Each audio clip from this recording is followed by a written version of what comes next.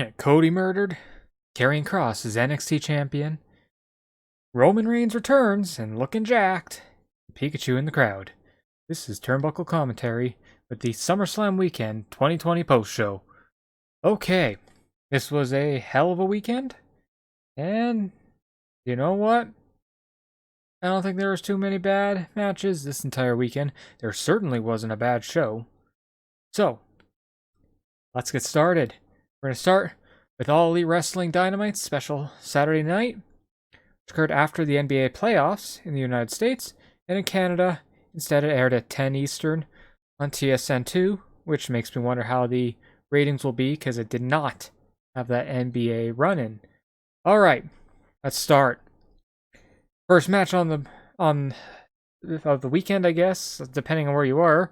I'm not quite sure when it aired in the States, but Private Party versus FTR. Now, I know I'm not usually big on Private Party, but I like this match. This was more, I got a piece of fur on my tongue. This was more of a FTR match, that's for sure. A lot more grounded, and this is easily my favorite Private Party match I have seen. Quite liked it. I mean, we got Tully Blanchard now managing FTR, which certainly makes sense, especially with the long-rumored Four Horsemen rebirth involving FTR and Cody and Shawn Spears, which, quite frankly, I really hope happens in 13 days. As of recording this, I guess. As usual, I am recording at 12:30 a.m. on Monday, August 24th. Yeah. I gotta stop doing these this late.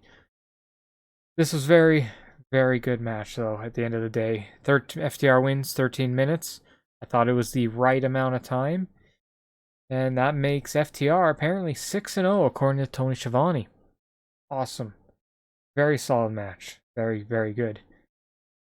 We get a promo from Jon Moxley, which was really a typical Moxley promo, but again, quite good. And then, of course, it goes into MJF. MJF has gone so campy, so over the top, that it's wrestling ridiculousness is what it is. Early on, he was more of just your generic asshole. But now he's just become a wrestling asshole. I kind of like the more animated, I guess you could say. More campy, more wrestling. It's great. I think he's really becoming that classic heel.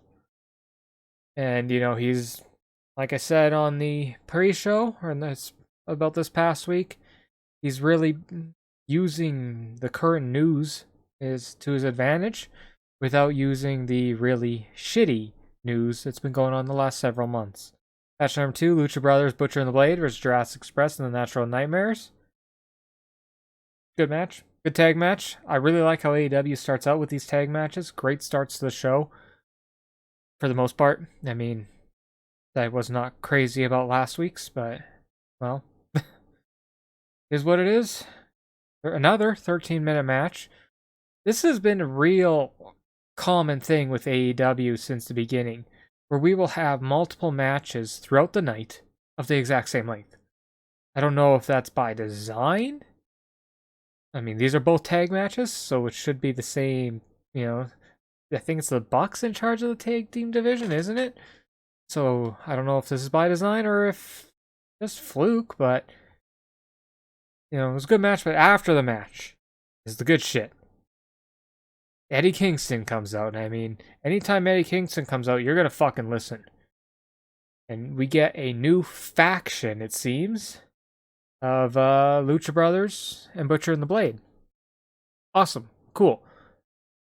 But at the end of that, we have Eddie Kingston looking at the camera, giving a wink. Now, AEW has done subtleties before, long-term stuff before. So I don't know, is this a little hint? Or is he just like, look, Ma, I made it? I guess we'll get to see. We saw footage of Britt Baker in rehab, wanting to do a handicap match against Big Swole, because Big Swole never specified the match type. I like that. That's a It's a very good, very, very heel thing to do. I mean, okay, I'll accept a match. You didn't say it was a singles match. I like it. We get a handicap match she offers free dental for a year. That's great. I just loved that. Penelope Ford. They've really been leaning on Penelope Ford since this whole shit show began, which is good. I mean, Penelope Ford, I think, is really showing something now. So we'll see how that ends up. Get the announce. Then there's the, of course, the Orange Cassidy first ever in-ring interview, which went about as expected. Jericho comes out, puts over Orange Cassidy. This really wasn't much of a heel Jericho, though. So this wasn't a very heel Jericho. I mean, he was really putting over Orange Cassidy, saying, in my time we'd have a rubber match since they're both 1-1. And he challenges to him. Challenges him to, easy for me to say, a Mimosa Mayhem match. I don't know either. I guess we'll find out on the 8th or whatever. I can't remember the fucking date. We'll find out at the pay-per-view anyway. Okay. Yeah. I mean, it's Chris Jericho, so I think it's going to be interesting. It's probably going to be great. Next up, Dark Order versus the Elite. It was an Elite match. Every match is the fucking same pretty much these days. Kenny Omega, who gives a damn anymore? I absolutely hate how he's been booked with All Elite Wrestling.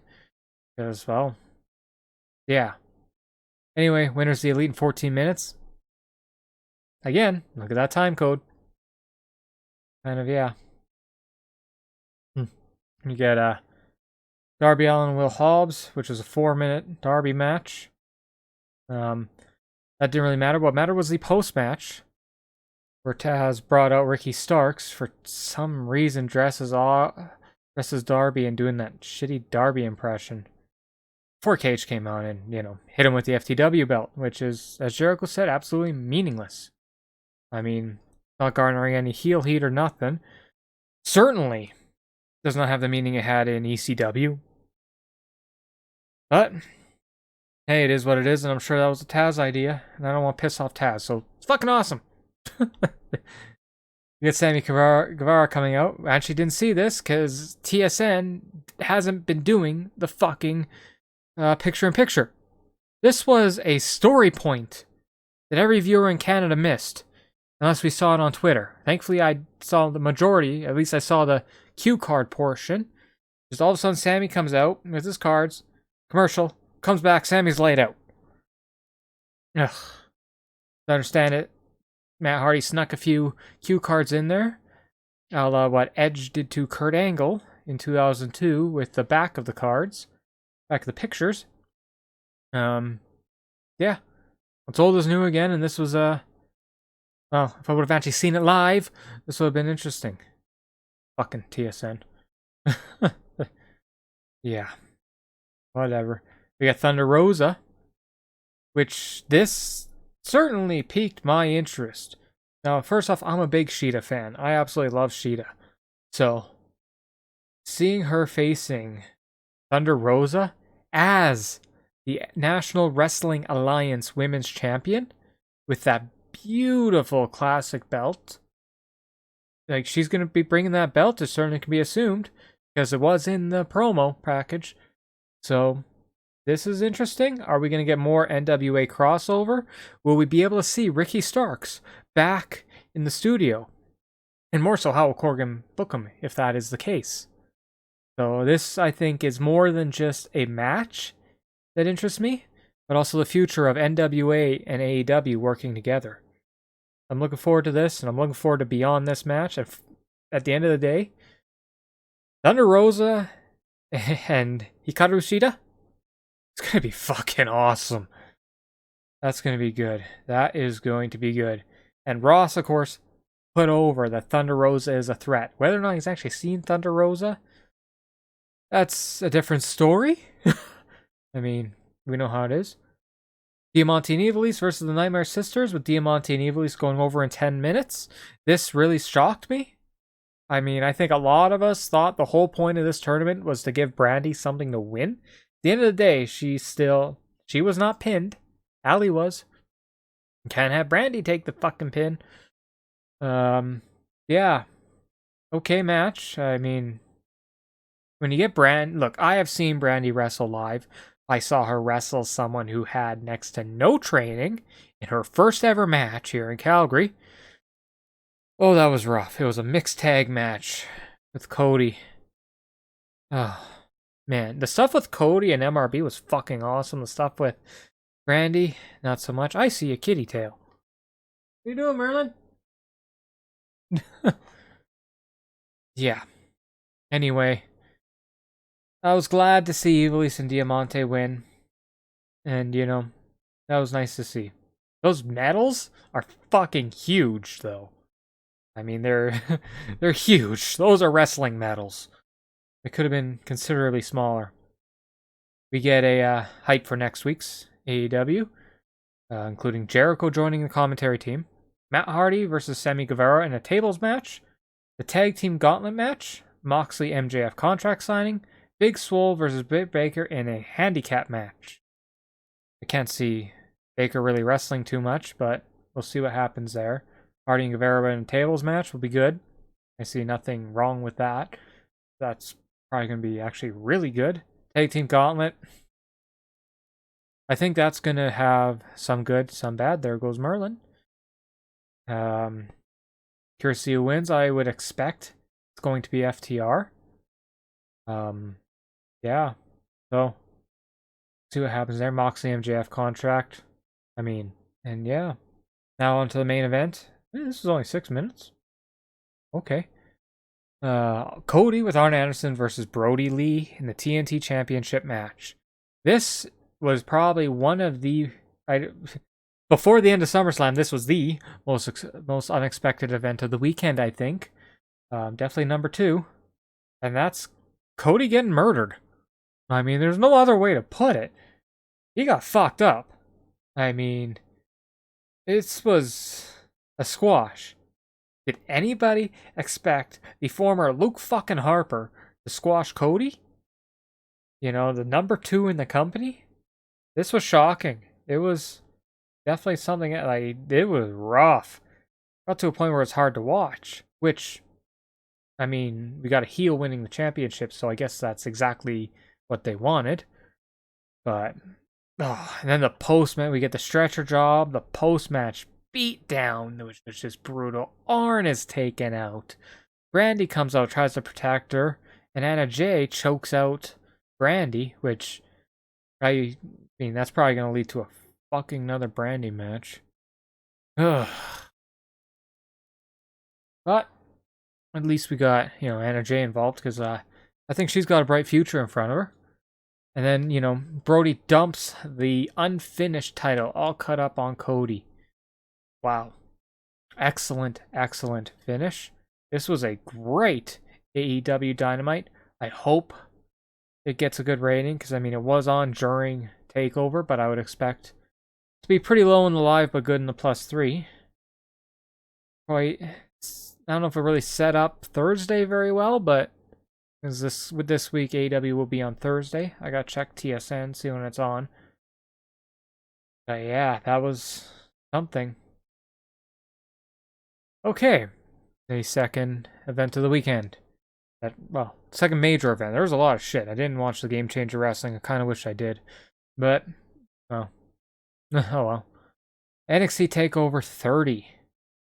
Yeah, I mean, what can be said about this show other than, wow. It was TakeOver. I mean, they go balls out for takeovers, right? Pre-show actually had a match because, of course, they were counter-programming AEW, which, truthfully, I was cooking dinner. I didn't really watch it. But I sure turned around quick when I heard the TV say that Breezango are #1 contenders? What? And you got Phantasma's guys in there? I mean, okay. That really doesn't make much sense. And the biggest thing of the show, of course, you got Keith Lee losing the NXT title, Karrion Kross. That fucking entrance. We'll get to that in a bit. The very impressive wrestling debut of Pat McAfee, which, man, that guy gets it. And of course, a new North American champion. Okay, I guess we'll start off with the ladder match for the... Oh no, sorry. I guess we'll start off with Finn Balor and Timothy Thatcher. How can I forget that? I love that match. That was my favorite match on the card. It was a wrestling match. Something you do not see much in this modern era of pure athleticism. These guys were just grappling and beating the piss out of each other. I loved it. I mean, it was a very good match. What else could be said? Winner Finn Balor, which makes sense. I mean, I don't see any reason why you'd have Timothy Thatcher win, but I certainly see why a lot of people might not like it either, because I guess, people are expecting a different style, especially from Finn Balor. I think this really showed Finn Balor's real skills, though. Very, very good. Loved it. Now, the ladder match. Damian Priest versus Johnny Gargano versus Bronson Reed versus Cameron Grimes versus Redacted. I'm not even going to say his fucking name. This was, it's an NXT ladder match, so there's some great spots. I thought Cameron Grimes, I think, really had an excellent showing. I mean, I'm really high on Cameron Grimes, have been for a while, since his Impact and TNA days there. So, I think Damian Priest, well, obviously, Damian Priest had an excellent showing. He won the bloody match. Bronson Reed is money with the Bigelow tights, or singlet. This was good. A lot of excellent spots. I mean, as far as ladder match goes, most ladder matches are clusterfucks. Everyone's trying to outdo Edge, Christian, the Dudleys, and the Hardys. And you know what? They came close on some of these. They really came close. Redacted with that springboard off the top rope into the crowd. Would have been a crowd. Into those tables with a crash mat under them was giving props. That was pretty cool. We know my opinion on Johnny Gargano. I don't think we have to go much more into that. We know how much I despise Johnny Gargano. I don't care if he can do everything. He can't do shit between everything. Damian Priest won. Fun match, great match. I think it should have actually opened the show. I wouldn't be surprised if a lot of people during that first match went looking to see what was going on, if AEW had started or not yet. Yeah. Very good. Next up, Pat McAfee versus Adam Cole. Of course, Adam Cole won. I mean, why wouldn't you? But one thing, Pat McAfee's moveset was very limited. I don't know how much training he has had, but his psychology was on point. I mean, this guy knew what to do, when to do it, and how to act like that outsider heel to make people hate him. Yeah, he impressed me.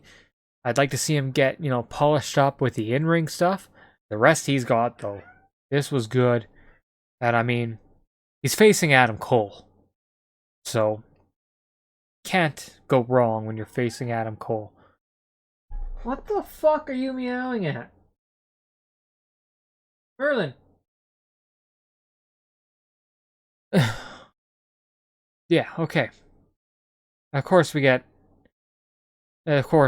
get some interferences in this match, but that was expected, and I'm just going to completely ignore it, because overall, I thought this was just a good match.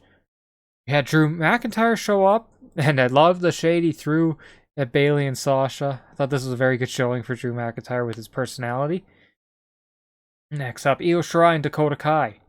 Again, a very, very good match. I kind of wish Dakota Kai won, to be honest, but I think we're going to see a lot coming from Dakota Kai going forward. This was probably the best women's match of the week. And you know what, fuck, it wasn't probably. This was the best women's match of the weekend, and it's certainly up there in, top 10 matches of the weekend. A lot of selling. They were both exhausted at the end. This was good. This was good. Of course, after the match, we get Raquel Gonzalez attacking Io, and Rhea Ripley comes out for the save. Okay, I'm interested. You got these two big jacked women.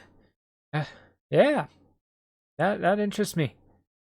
I think that's gonna be good. Announcement of NXT UK returning. I'm very happy for that. Curious to see how many people are left in NXT UK. So, it'll be good. Damian Priest celebration where he is getting into a hot tub in his leather pants with two women.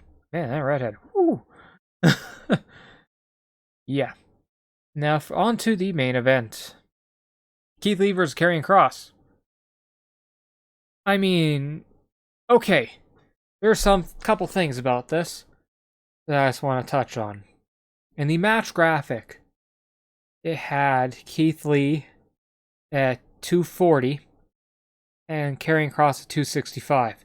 Now, I didn't hear the build weights, but if you are seriously trying to tell me Karrion Kross is 25 pounds more than Keith Lee and only 2 inches taller, come on. I think they had something backwards there. And during the pre-show, Booker T mentioned how he was choosing the super heavyweight in Keith Lee. Did no one show him the bill? I mean, if he's 25 pounds lighter, is he really a super heavyweight? Where the hell did my cat go? What are you doing? No. Come here. Come here. Hey. Oh, what are you doing? There, happy? Okay, right. Cena was in and out of the ring. Very strong match. I mean, you're not getting much high flying on this one. Get your tail out of my face. You know what? As good as this match was, the most impressive thing was easily Karrion Kross's entrance and exit. Wow. I sure as shit wasn't expecting Pyro in Full Sail. I mean, I'm not a regular NXT viewer, so I don't know how often they do that, but yeah. I've been a big fan of Karrion for a while, and I'm glad to see his title reign begin.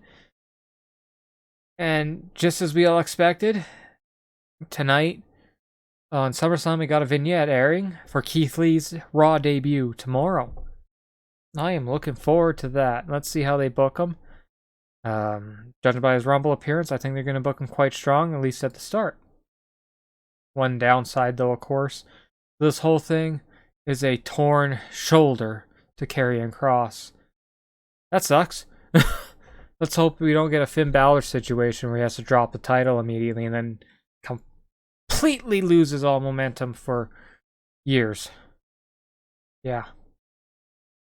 There's a media call after, which I just want to touch on this, where Jason Powell from ProWrestling.net, the PW Boom podcast, once again asked about the investigation into him. You know, I'm not saying this fucking... And Triple H reiterated, back then I quote, "I think we've talked about this. We've said our piece on it. I understand people's positions and their feelings of something that we really just are seeing accusations online. But I feel like there's nothing that needs to be said more on it. And again, that's it." Maybe, just maybe, they didn't contact the victim. So, how can you say you've gone through this investigation when ultimately it sure doesn't seem like you've investigated it? This is disappointing. Now, I know there are rumors of talent, sorry, easy for me to say, of just being sick of it. Like, come on, just do what needs to be done. They got rid of Enzo for less. Just, come on. Okay, on to the main event of the weekend, SummerSlam and the Thunderdome. I still love the Thunderdome, and I'm just going to say this right now. Whoever put the fucking Pikachu in front of their camera, I love it. Oh, man. And even more, the fire you-know-who sign that was near the front row. Awesome. Okay, let's do SummerSlam. And we got a lot of pyro. We got some pyro during the show, which was nice. I mean, pyro's always great to see. Anyway, opened up with Bayley and Sasha versus Asuka. I'm going to be honest with you, I didn't watch this match. I guess I am just so sick and tired of Bayley where I just kind of tuned out. So, let's see, we got Bayley in 12 minutes to retain the SmackDown title. Keller gave it 2.5 stars. So I guess it didn't really matter if I didn't watch it. Yeah, like he says, the fans booed. They were piped in. Yeah, I'm going to touch on that for a second. They piped in fan crowd noises, which I liked. I think it's worked really well in hockey, and it's working really well in wrestling. It's just that extra little bit. You know, it brings it closer to normalcy, hearing at least something. Well, kind of, except at the end. But we'll touch on that later. We get commercials on this, which kind of pisses me off. The WWE Network is not cheap in Canada. It is not $9.99 in Canada. I think I pay $15 or $16 for this shit. So I watch a lot of back catalog stuff. Now I'm going to touch on that for a second. I watched Survivor Series 2002 this weekend, as I am doing a Ruthless Aggression era watch through starting from the draft. Man, that was a good show. That hardcore match between Victoria and Trish Stratus, oh, that was excellent. I completely forgot about Victoria being that psycho. Oh, and of course the debut of the Elimination Chamber. Man, that was a good show, and it was shorter than a modern day Raw. Okay, back to modern. Do we have to? Anyway. Yeah. Dominic, of course, asking Ray not to really get involved. Be in my corner, but don't get involved. Which made sense, kind of. He has a baby face. It is his debut. And being a non-DQ match, why wouldn't Ray get involved right off the bat? That was a nice little storyline touch. Yeah. And next match. Sorry. Kevin Owens on commentary, which was excellent. I really wish he referenced the Pikachu in the crowd, but the Street Profits versus Andrade and Angel Garza with Zelina Vega. Man, I know I said the FTR match was like my favorite private party match, but this was my favorite tag match of the weekend. This was very good, very, very good. Well put together. Wow. Keller only gave it 2.5. Man, I would have given it 4. I liked this match, actually. It was pretty obvious from the start that Zelina would get involved in some way. Whenever she's not wearing those fucking heels like that, she's getting involved. I really expected more of a battle between her and oh god, Bianca. But one fun thing about this was the solo cups they dropped. I mean, okay. Yeah. I mean, it was only 8 minutes. A little more time, maybe 12, 13. There's that 13 again. Would have been nice.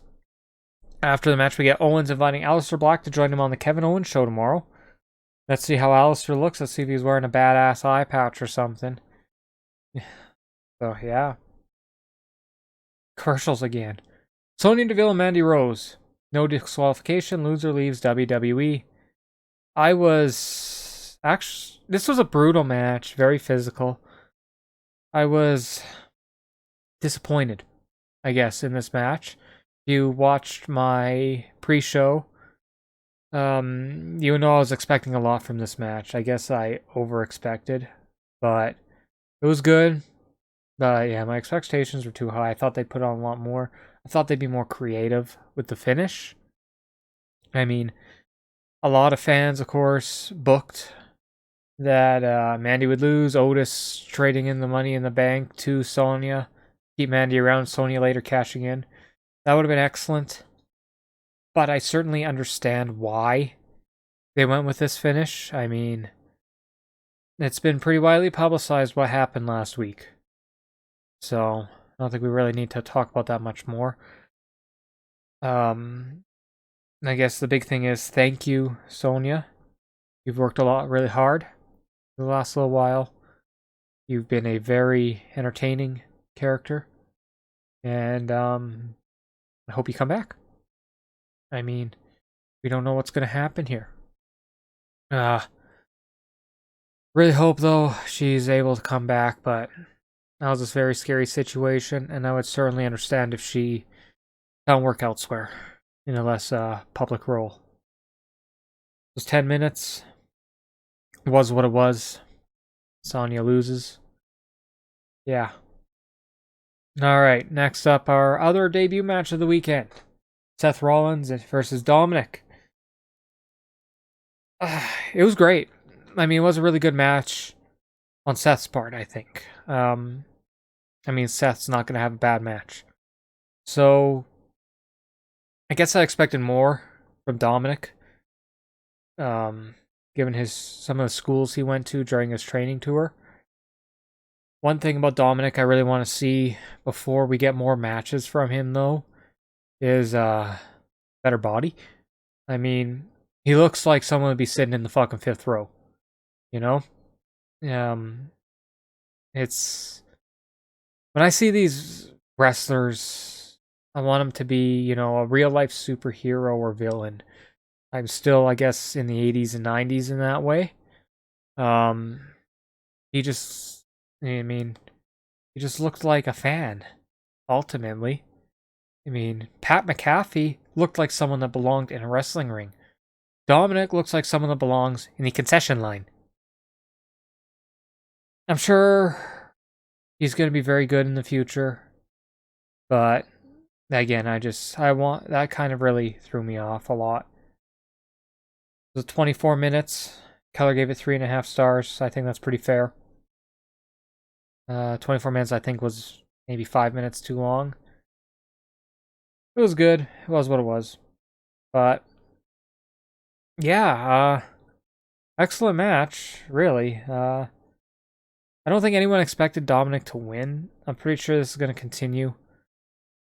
At the very least, Seth's character is going to continue. And maybe down the road we get, I still want Dominic to turn heel.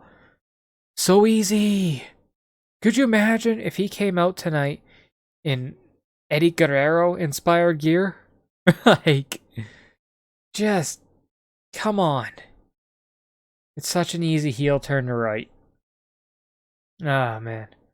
Sasha Banks versus Asuka. This was much better, I think, than the opening match. Keller gave it 2 3/4, so obviously he thought it was just a little bit better. But, yeah, I didn't like the finish. Thought the finish was just kind of, Yeah, everyone I think expected the failed distraction. If you can even call it a failed distraction. Bayley, I think the whole point of this finish was to lead to the Bayley-Sasha split. Because Sasha helped Bayley. Bayley sure as fuck didn't help Sasha. Good match, strong match, hard-hitting match. You can see that these two really have a lot of faith in each other. There's a lot of chemistry there. Every time they've locked up, it's been really a more strong style match. So it's been snug. And yeah, I want to see more Asuka and Sasha Banks still, ultimately, and I think that's a success. But let's see what happens now with Asuka and the title. And the Vengeance pay-per-view coming up this weekend. God, 3 pay-per-views in 3 weekends. Oh man, this is going to be brutal. At least it ends with a good one. We know AEW is not going to disappoint. Okay, I really gotta make that thing smaller. Hang on a sec, that's driving me nuts. Yeah, that's better. Okay. Now on to our main event.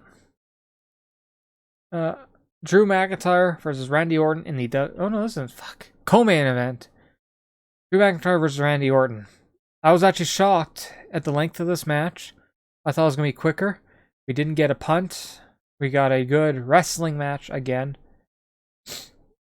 This was probably match of the night, I would say, as far as WWE goes. Oh, I guess it was the only show. Sorry. Yeah, I mean, I think this is what really what could be expected. I know some people expected a very quick match, some didn't. I was on the quick match side. I really thought, okay, here's what I thought was going to happen. I really thought Drew was going to go for the Claymore earlier. Orton was going to reverse into an RKO and then punt him. Ding, ding, ding. And then in Vengeance, we get Drew winning the title back in front of a pseudo crowd. But they went with Drew retaining in 21 minutes. Wow, I didn't think it was that long, honestly. I mean, it was unexpected, I guess, because it was good. The finish I loved. I'm just gonna say that this one I loved the finish, the way that Drew reversed the RKO into a backslide. I mean, he didn't even win with his finisher. He won with a counter of Randy's finisher, and I thought that really put Drew over pretty well. And Randy didn't need the win. I mean, especially because it was off the reversal. I think Randy's got good reasoning now as a heel to say, hey, that was a fucking fluke. Shocker, we got no Ric Flair, no Shawn Michaels, no Big Show, no Edge. None of these legends that Randy took out appeared, which was certainly surprising. But, I mean, I don't think they certainly weren't necessary. Would they hurt the match? I don't know. Hard to say. But, yeah. After this match, we got the Keith Lee vignette, where we're going to see Keith Lee on Raw tomorrow. I guess, or tonight as you're watching this, or yesterday if you're listening to this. I'm sure this is going to be excellent. I'm sure he's going to get a good push, maybe a Kevin Owens style push at the start. And then, like most NXT guys, will probably fizzle out. But this is a big guy. And I hope maybe Survivor Series or Rumble, we get a proper Keith Lee and Brock Lesnar match. I really want to see that. I think they could do quite well together, even though Brock typically works better with smaller guys. Yeah, I think there's a lot of upside here. Now the main event. Braun Strowman versus The Fiend in a Falls Count Anywhere title match. It really wasn't much of a Falls Count Anywhere match, was it? It was almost... They were barely out of the ring. I mean, yeah, they went into Gorilla a little bit, but... yeah, I just don't know why they called it a Falls Count Anywhere match. I mean, anyway, it was 12 minutes. I thought, given the talent, it was good. I'm quite frankly not even intrigued with what they're doing with Braun. And I was one of those people like, turn him heel, turn him heel, turn him heel. But I'm not a fan of this new monster character. I don't know, I think it's just... I think over the last few months we've seen the personality from Braun where he should almost stay the face, because now it's like a Big E thing, Could Big E turn heel and be great? Probably. But what we've seen is the real Big E over the last few years.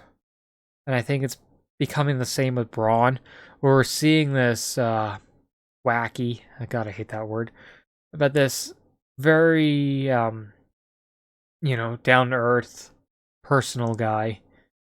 Yeah, we get the Fiend, but the only thing I don't like is now we got the Fiend as champion again. It worked so well last time. So, but I think, seems to me the Fiend's gonna be a transitional champion, possibly even as quick as, what is it? Oh, Payback. I keep thinking it's Vengeance for some reason.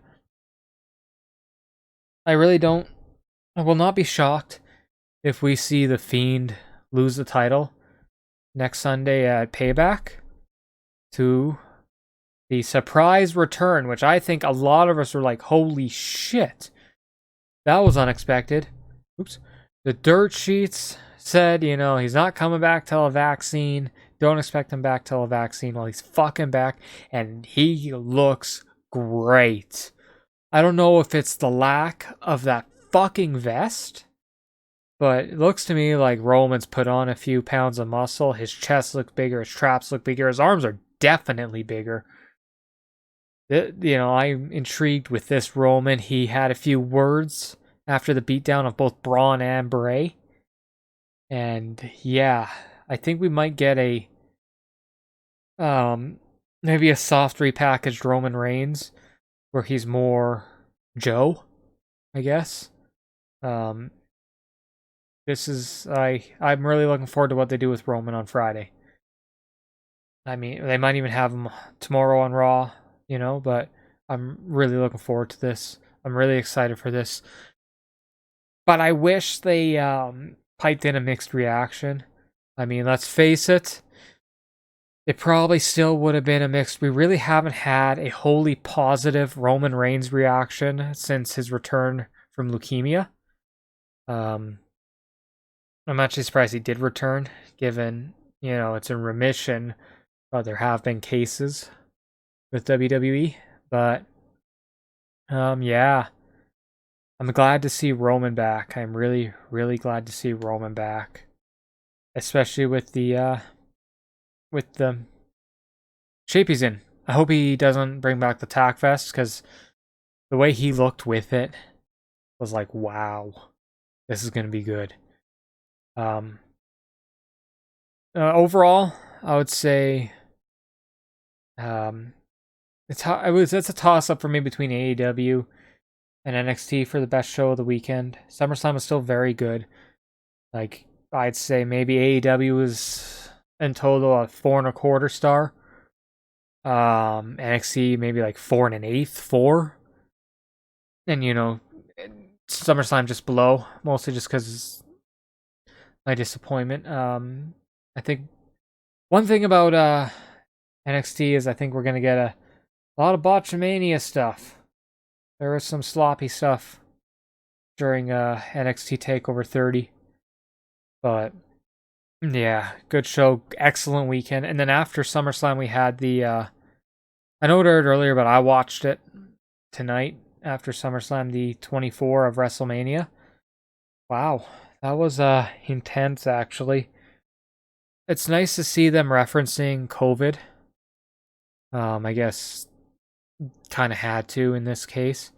Seeing, like Rhea in the stadium, you got Owens, wanting to jump off the fucking Buccaneers pirate ship and all that.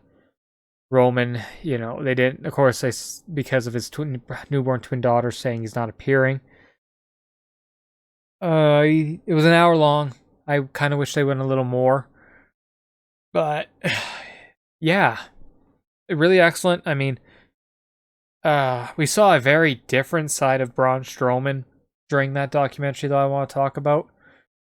Where he's talking about bullying and whatnot. I mean, we're wrestling fans. I think a lot of us can feel for him in that.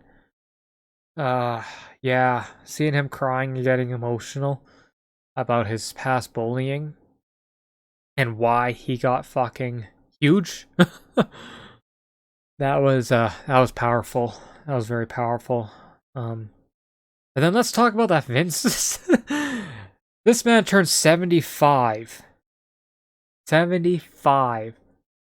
August 24th, 2020. And he is doing that 10-foot back bump onto a crash pad. Gotta respect that. Say what you will about Vince. Say what you will about his booking, his sense of humor, how he treats people.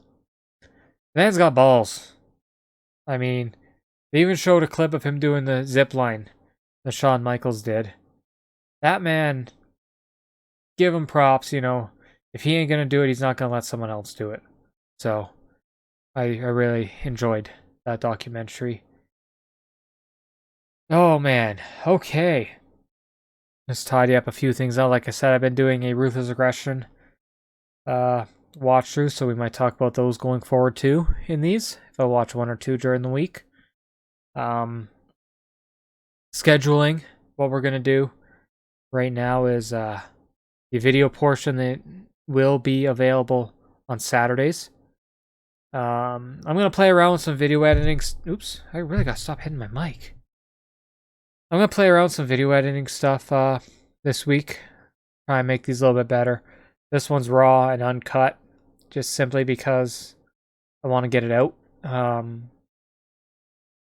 So right now we're looking at Saturdays at noon, but that might change to a little bit later, depending on what I'm doing Saturdays. I record these late, so really not a edit before bed type of thing. I mean, we're currently sitting at about 47 minutes, which means it's probably 3 hours of fucking editing.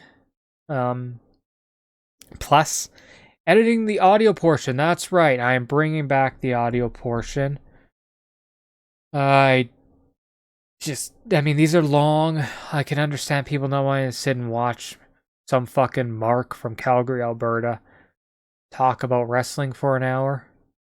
Especially because I'm not the most in depth. I'm very roundabout. I know,